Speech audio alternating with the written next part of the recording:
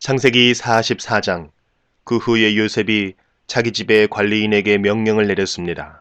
저 사람들의 자루에 곡식을 넣을 수 있는 대로 넣어라. 그리고 그 곡식 자루 속에 돈도 넣어 주어라. 그리고 내 은잔을 저 막내 동생의 자루에 넣어라. 그리고 그 자루에 돈도 넣어라. 관리인은 요셉이 말한 대로 했습니다. 새벽이 되어 형들은 나귀를 끌고 길을 떠나게 되었습니다. 그들이 성을 떠난 지 얼마 되지 않아서 요셉이 자기 집의 관리인에게 말했습니다.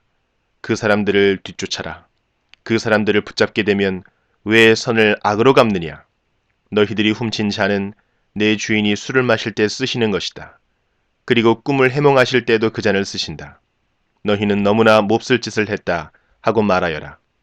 그리하여 관리인은 요셉의 형들을 뒤쫓아가서 요셉이 하라고 한 말을 그들에게 했습니다. 그러나 요셉의 형들이 관리인에게 말했습니다. 왜 그런 말씀을 하십니까? 우리는 그런 일을 할 사람들이 아닙니다. 우리는 우리 자루 속에 있던 돈도 당신에게 다시 돌려주었습니다. 우리는 그 돈을 가나안 땅에서 다시 가지고 왔습니다. 그런 우리가 당신 주인의 집에서 은이나 금을 훔칠 리가 있겠습니까? 만약 그 은잔이 우리들 중에 누군가의 자루에서 나온다면 그 사람을 죽여도 좋습니다. 그리고 우리는 당신의 노예가 되겠습니다. 관리인이 말했습니다. 당신들 말대로 하겠소. 하지만 은잔을 훔친 사람만 내 종으로 삼을 것이요. 다른 사람들은 그냥 가도 좋소. 그리하여 모든 형제들이 서둘러 자루를 내려서 풀었습니다. 관리인이 맏형에서 막내 동생에 이르기까지 한 사람씩 자루를 살펴보았습니다. 관리인은 베냐민의 자루 속에서 은잔을 찾아냈습니다. 형들은 너무나 슬퍼서 자기 옷을 찢었습니다. 그들은 자루를 나귀에 다시 실은 뒤에 성으로 돌아갔습니다. 유다와 그의 형제들이 요셉의 집으로 돌아왔을 때 요셉은 집에 있었습니다. 그들은 요셉 앞에서 땅에 엎드려 절했습니다. 요셉이 그들에게 말했습니다.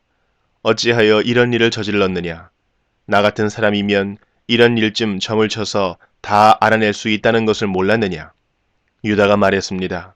총리님께 무슨 말씀을 드릴 수 있겠습니까?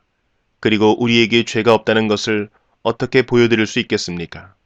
하나님께서 우리의 죄를 드러내셨습니다. 그러니 이 잔을 훔친 베냐민뿐만 아니라 우리 모두가 총리님의 종이 되겠습니다. 그러나 요셉이 말했습니다. 그런 일은 내게 있을 수 없다. 오직 은잔이 그 짐 속에서 발견된 사람만이 내 노예가 될 것이다. 나머지 사람들은 자유롭게 너희 아버지에게로 돌아가도 좋다. 그러자 유다가 요셉에게 나아가서 말했습니다. 총리님께 한 말씀 드릴 테니 허락해 주십시오. 제발 저에게 노여워하지 마십시오. 총리님은 파라오만큼이나 높으신 분입니다. 전에 저희가 여기에 왔을 때 총리님은 너희에게 아버지나 다른 형제가 있느냐 하고 물어보셨습니다. 그때 저희는 저희에게는 늙으신 아버지가 계십니다. 그리고 동생도 있습니다. 저희 동생은 아버지가 늙으셨을 때 낳은 아들인데 저희 막내 동생의 형은 죽었습니다. 그래서 그 막내 동생은 그 어머니의 마지막 남은 아들이 되었습니다. 우리 아버지는 그 아이를 매우 사랑하십니다. 라고 대답했습니다. 그러자 총리님은 저희에게 그 동생을 나에게 데려오너라. 그 사람을 보고 싶다 하고 말씀하셨습니다. 우리는 총리님께 그 어린아이는 자기 아버지를 떠날 수 없습니다. 만약 그 아이가 아버지를 떠나면 아버지는 돌아가시고 말 것입니다. 라고 말씀드렸습니다. 하지만 총리님은 너희 막내 동생을 데리고 와야 한다. 만약 데리고 오지 않으면 다시는 나를 못 볼 줄 알아라 하고 말씀하셨습니다. 그래서 저희는 저희 아버지에게로 돌아가서 총리님께서 말씀하신 그대로 말씀드렸습니다. 얼마 뒤에 저희 아버지께서 다시 가서 곡식을 좀 사오너라 하고 말씀하셨습니다. 그래서 저희가 아버지께 말씀드렸습니다. 막내 동생과 함께 가는 것이 아니라면 갈 수 없습니다.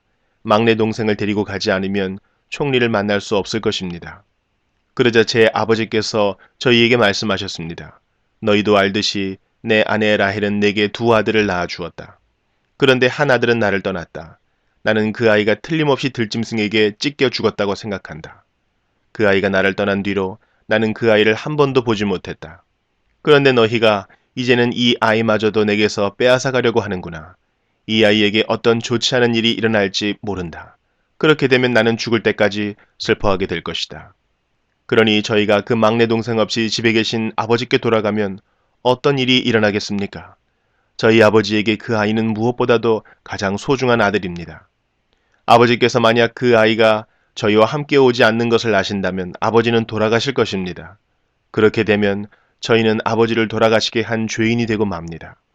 저는 아버지께 그 아이를 무사히 돌려보내 드리겠다고 약속했습니다.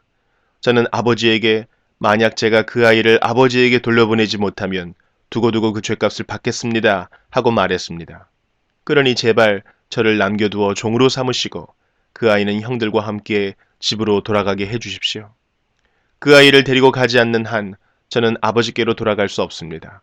저는 아버지가 슬퍼하시는 모습을 참아 볼 수 없습니다.